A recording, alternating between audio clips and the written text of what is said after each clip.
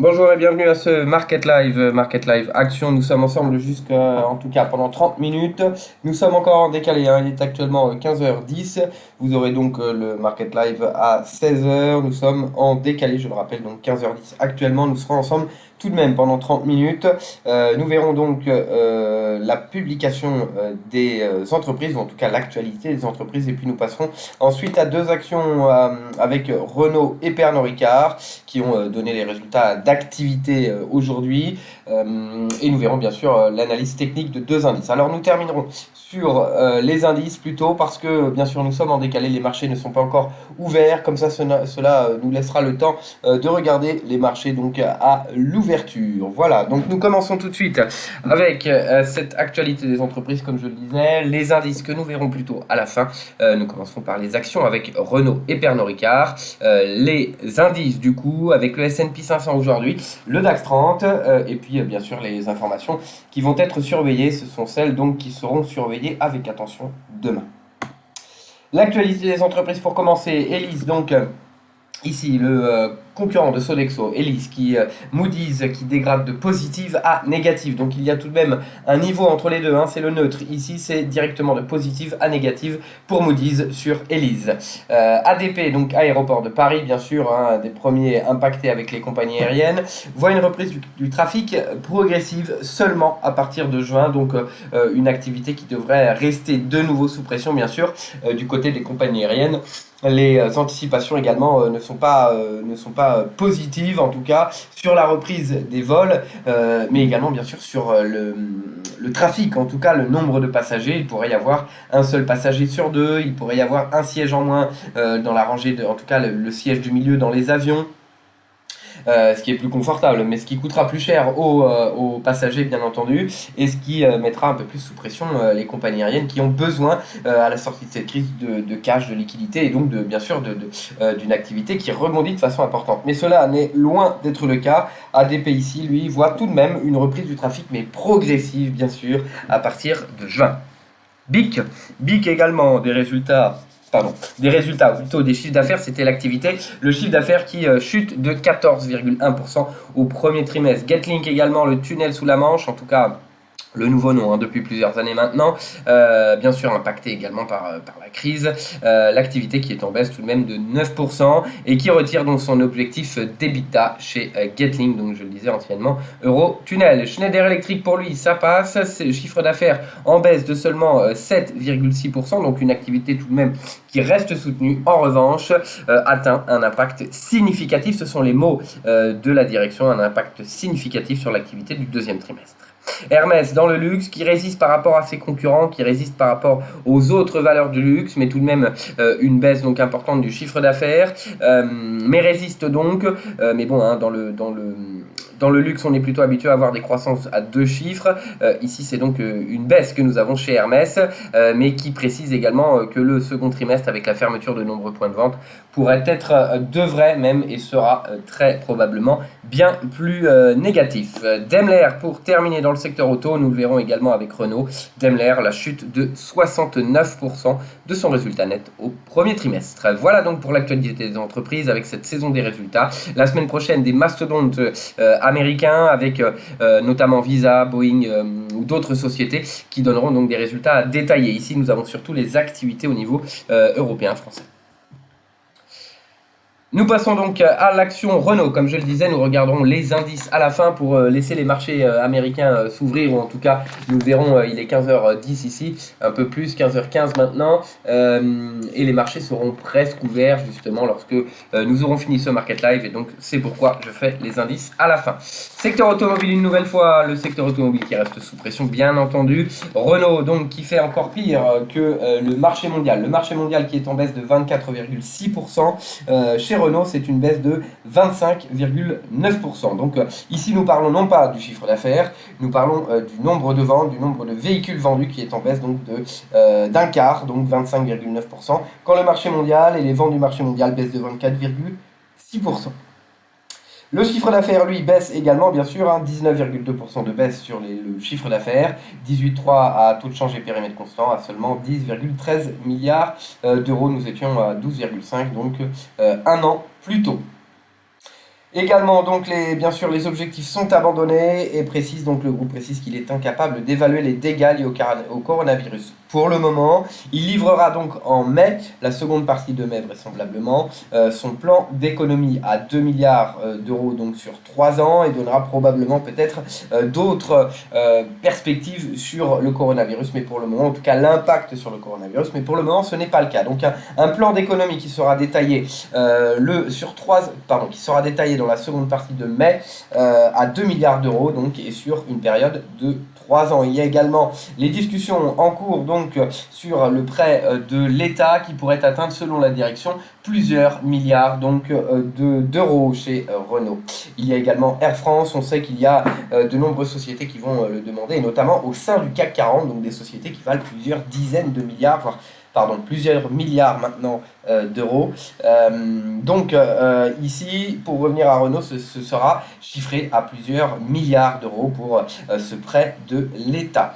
Le mois prochain également, il y aura la présentation de la stratégie long terme avec l'alliance Nissan-Mitsubishi, donc notamment et principalement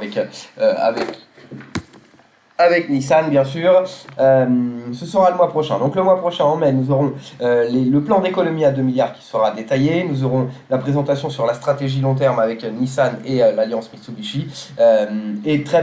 Nous attendons également un impact, en tout cas des perspectives sur l'impact du coronavirus. Donc Renault ici, une baisse importante qui pourrait amener justement à une poursuite de la baisse.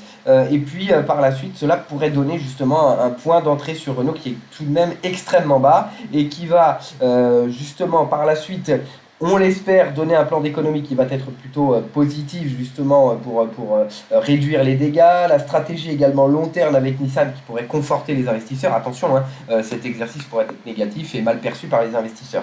Mais il y a également à court terme ici, d'ici quelques jours, semaines peut-être, on n'en sait rien pour le moment, le prêt de l'État. Donc des bonnes nouvelles ou en tout cas des choses qui pourraient conforter Renault pourraient venir. Notamment on pense au prêt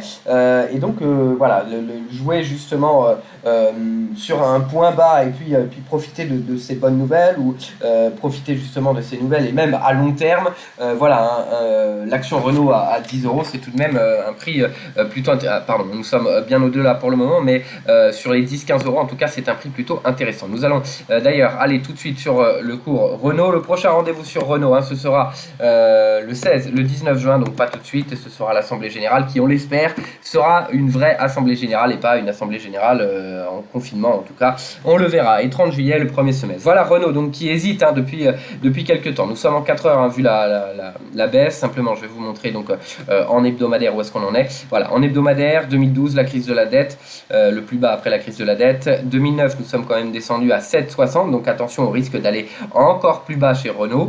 Et ici, voilà, si on revient sur avant les années 2000, donc c'est le plus long que j'ai sur le graphique ici. Nous avons donc, nous sommes en dessous du cours des années 96 ici. En tout cas, sous ce niveau, sous les 12 euros que nous avons atteint et même sous le plus bas de 2012 que nous avons dépassé, peu d'évolution sous ce niveau finalement. Voilà, on le voit un peu dans les années 2000 et sinon c'était la crise de 2009. Donc ici la crise de 2009 également pourrait nous amener une baisse plus importante. On part de bien plus haut, on se souvient ici, c'était des rumeurs de fusion entre Nissan et Renault qui avaient amené à cette hausse importante. On espérait trouver les 100 euros et puis finalement on se retrouve sur les 12 euros. Donc attention tout de même aux risques sur le secteur auto qui sont importants. On va surveiller la Chine de façon importante actuellement qui se maintient 0,29% avec un CAC qui est à 0,47%. Bon, en revanche nous sommes en train de revenir, on est en hebdo, je vais revenir en 4 heures, mais surveillez ce niveau ici, le plus bas justement, l'ancien plus bas récent qui est donc sur les 16,40. Un risque de rechute vers les 12 en cas de baisse justement, nous allons le regarder en 4 heures. Il y a un support également qui s'est dessiné à court terme qui permet donc qui a déjà permis le retour haussier même s'il y a d'autres facteurs. Donc on va surveiller ici un nouveau rebond durant la séance d'hier, mais en revanche donc toujours sous les 16 que nous avons vu ou le niveau que nous avons vu, les 16,40 que nous avons vu donc en hebdomadaire, que je ne dise pas d'erreur, je vais y arriver. Voilà, les 16,41, 16,42 bien sûr, donc nous sommes sous ce niveau actuellement et donc attention à l'accélération, attention techniquement, en cas de retour sous ce niveau, sous les 15,77, nous pourrions revenir justement non loin des 12 que l'on a vu, les 12,80 qui est le plus bas depuis un certain temps maintenant sur cette action et qui est le plus bas que nous avons vu durant la crise, donc pour le moment. Donc attention à cette cassure ici des 15,77 qui nous ramènerait sur les niveaux qu'on n'a pas vu depuis le 23 mars, donc quasiment un mois sur Renault. Le maintien 16,42, le prochain objectif sur les 18,20 avec le comblement du cap. Voilà donc sur Renault, nous passons à une seconde action avant d'aller regarder les indices. Nous allons regarder du français également avec Pernod Ricard. Donc Pernod Ricard, les liqueurs, le vin, en tout cas les liqueurs, l'alcool ici qui se dirigeait plutôt vers le luxe, essayer de vendre justement des spiritueux avec des prix de vente au-delà des $50. Pernod Ricard a des bouteilles qui sont au-delà des $10 000. Donc cette stratégie commence à apporter ses fruits, poussée également par Elliott, donc le fonds activiste, qui veut amener Pernod Ricard à rejoindre la marge de Diageo, qui est le numéro 1 mondial. En effet, les marges sont bien différentes. Je n'ai plus les chiffres en tête, mais il y a une marge bien plus importante chez le numéro 1 mondial par rapport à Pernod Ricard. Et donc, le fonds activiste Elliott a déjà engagé justement permis d'engager des réductions de coûts importants, ce qui est plutôt positif finalement à l'approche de la crise, ou en tout cas maintenant que nous sommes en pleine crise. Ici, Pernod Ricard, donc, qui devrait continuer justement son plan d'économie et qui continue, malgré la crise, bien sûr, de se diriger vers le luxe et les forts marges. Donc, qui est plutôt positif, bien entendu. On voit le luxe qui devrait résister, même si la crise n'est pas forcément bon pour eux. Ils ont une certaine marge de manœuvre avec une marge importante et avec une liquidité également qui suit. Donc, très bon pour Pernod Ricard. En tout cas, selon nous, la stratégie devrait être payante et une très bonne stratégie. En revanche, bien sûr attaqué ou atteint par la crise également. Ici, c'était donc chez Pernod Ricard, c'est le 3e trimestre. Chez Pernod Ricard, nous avons donc la fin de l'année qui se fait en juin. Les deux derniers trimestres, malheureusement, seront plutôt négatifs, surtout à l'approche de l'été. On pense au Ricard, mais voilà, à l'approche de l'été. Donc, cela va tout de même probablement réduire les ventes chez Pernod Ricard également au T4. Il y a également le marché en Asie qui joue beaucoup, qui a été bien baissier sur le début de l'année. Nous le verrons au T4 si cela peut rattraper le T4 pour Pernod Ricard, donc de avril, mai, juin, si cela peut rattraper la baisse justement constatée en Europe, aux États-Unis, si effectivement la reprise en Chine est présente. Le T3, donc je le disais, le T3 c'est de janvier à mars. Moins 13,3% à 1,74 milliard d'euros. Moins 14,5 à taux de change et périmètre constant. En revanche, c'est mieux que les analystes, 1,74 milliards d'euros contre 1,64 attendu. Les 9 premiers mois de l'année, le chiffre d'affaires est stable. Par contre, taux de change et périmètre constant en baisse de 2,1%. Donc sur l'année, on s'attend bien sûr à une baisse du chiffre d'affaires. Confirme en revanche le paiement du dividende, qui est une bonne nouvelle pour les actionnaires, mais qui est une bonne nouvelle également. Le paiement du dividende se fera le 10 juillet, et cela est confirmé. Pourquoi c'est une bonne nouvelle au-delà des actionnaires? C'est parce que les sociétés qui paient leurs dividendes n'auront pas le droit, ne peuvent pas prétendre aux aides de l'État. Donc on présume bien sûr que si Pernod Ricard paie son dividende, c'est qu'ils n'anticipent pas avoir besoin de ces aides, même si la crise perdure. Voilà pourquoi c'est une bonne nouvelle. Et également, bien sûr, pour l'actionnaire qui pourrait recevoir des dividendes. Pour 2020, en revanche, s'attend à une baisse, bien sûr, de 20% du résultat opérationnel courant, le ROC que nous avons mis là. Nous verrons cela avec attention, c'est bien sûr, je l'ai dit, donc juin, les résultats annuels, nous les aurons le 27 juillet. Il maintient également sa stratégie, comme je le disais, donc toujours sur le luxe, et le plan la réduction des coûts qui a été impulsé et qui a été réalisé par Pernod Ricard et poussé par le fonds activiste Elliott, devrait être encore plus important, un plan important de baisse de coûts, mais également de gestion de la liquidité, ce qui est extrêmement important en ces temps difficiles. Il faut de la liquidité, mais il faut aussi que la liquidité travaille et fasse des intérêts. Et donc, c'est là, bien sûr, la difficulté sur la trésorerie dans ces périodes, et même dans une entreprise, c'est une question extrêmement importante. Il confirme ses objectifs, mais les objectifs qui ont été baissés 2 fois depuis février. Les calls donc sur le business update ou en tout cas sur les mises à jour donc sur la stratégie, ce sera le 26 mai. Donc bientôt, et le 27 août, comme je l'ai dit, le résultat annuel sur Pernod Ricard. Voilà donc sur cette action, nous regardons maintenant l'évolution du titre en données journalières une nouvelle fois.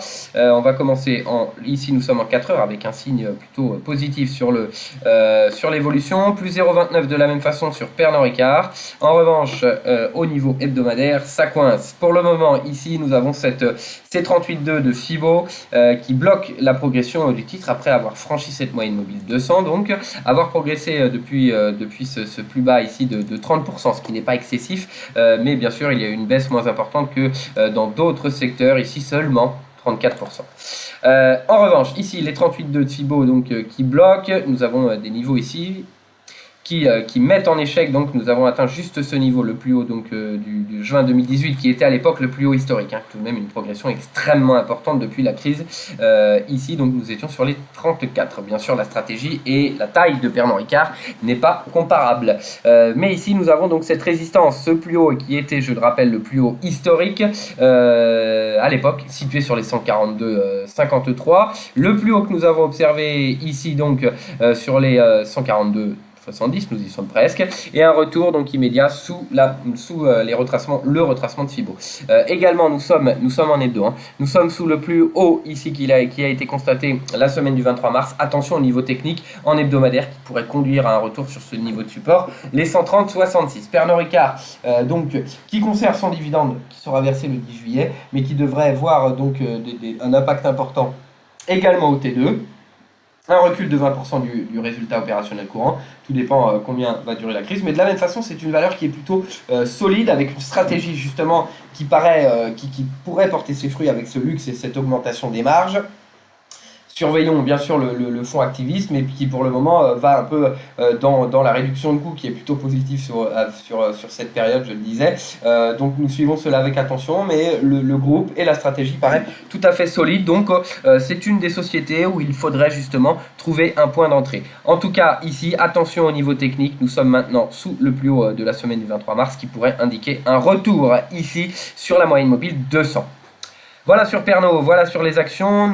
Je le disais, nous terminons donc avec les actions, les indices. Il est 3h, 15h20 actuellement, donc les marchés américains ne sont pas tout à fait ouverts, mais tout de même, on va regarder ça. Sur le S&P, je le disais, le Dow Jones est toujours sous sa moyenne mobile. Le S&P, on l'a vu ce matin pour ceux qui ont suivi le Market Live. Voilà les niveaux, les bornes que nous allons suivre. Les 10 800, les 2881 ici, la moyenne mobile sans période, l'ancien plus haut historique ici, et d'autres niveaux d'ailleurs que nous allons voir en journalier. Sur la basse, nous sommes sur les 2722 points. Donc 2877, 2880 sur le haut, 2722 sur le bas. Si l'on regarde également, non pas en hebdomadaire, nous y sommes. Si l'on regarde en journalier, de la même façon, nous avons ce plus haut sur les 2900, 2860, et sur le point bas, de la même façon, 2733. Donc ce range est à surveiller de façon importante. Une cassure, donc ici nous avons un rebond, bien sûr,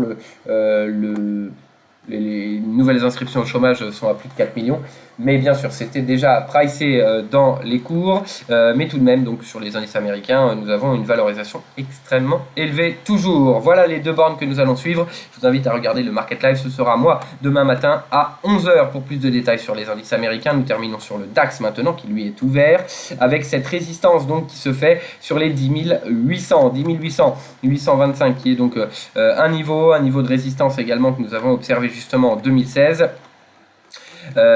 Et également bien sûr cette ouverture, ce plus haut que nous avons observé, ce qui nous a permis de tracer ce Fibo. Le Fibo et ces retracements qui ont déjà servi ici, servi de support, servi de résistance ici sur les 10 152 et également les 50%. Il y a les 10 200 qui est bien sûr notre support important. Retour haussier pour le moment, mais pas de confirmation d'accélération haussière. Sur la borne basse, c'est les 10 200 et les 10 152 que nous voyons. Nous allons le voir tout de suite en hebdomadaire. Pour terminer, avec cet échec ici sous les 61, les 10 200 qui représentent donc le plus bas ici de décembre 2018, en cas de retour sous ce niveau, retour sur les 10 000, voire ici sur notre borne, notre support oblique que l'on voit souvent sur le support oblique donc de 2016, 2015, 2016, les plus bas de ces années-là, ici. et donc le support. Au-delà, le maintien au-delà des 10 200, ici il faudrait revenir, et nous l'avons vu en journalier ici. Voilà, nous l'avons vu se maintenir au-delà pour revenir au-delà des 10 800 et essayer d'accélérer par la suite pour venir combler le gap. Nous gardons une perspective baissière, mais les marchés, eux, continuent d'acheter. Voilà donc pour ce Market Live. Je termine avec deux publications à venir. Les deux publications, l'IFO, climat des affaires. Ces deux publications seront donc demain. L'IFO, climat des affaires, c'est donc 10 heures après des PMI extrêmement décevants qui n'a absolument pas impacté les marchés. Très très décevant, en dessous du consensus, mais bien sûr pas d'impact sur les marchés actuellement. IFO, climat des affaires, donc 79,7, 86,1 attendu, donc toujours en baisse. Et celui-ci que nous allons vérifier avec attention.